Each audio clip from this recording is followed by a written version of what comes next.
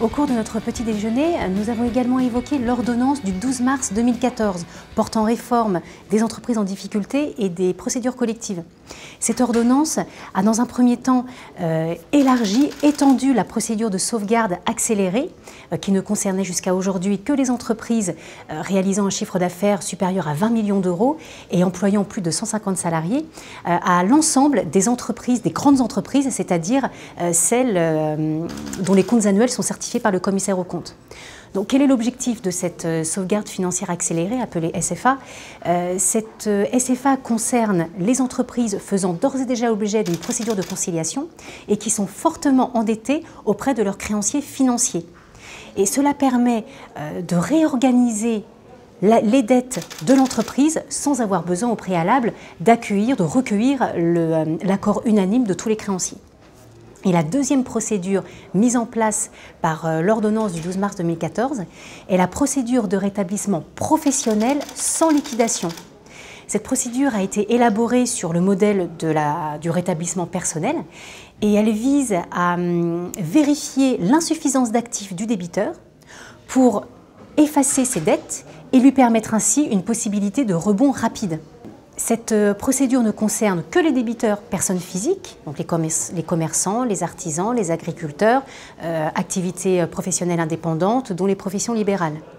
Ces débiteurs ne doivent pas faire l'objet d'une procédure collective en cours et ne doivent pas non plus avoir subi une procédure de liquidation judiciaire clôturée pour insuffisance d'actifs au cours des 5 dernières années. Il ne doit pas non plus avoir employé de salariés au cours des 6 derniers mois.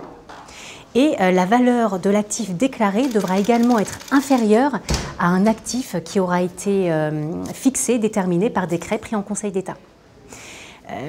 Cette procédure de rétablissement professionnel ne peut être sollicitée que par le débiteur. Lorsque le tribunal va prononcer l'ouverture de cette procédure de rétablissement professionnel, il va nommer un juge commis ainsi qu'un mandataire judiciaire, lesquels auront pour mission de déterminer le patrimoine du débiteur.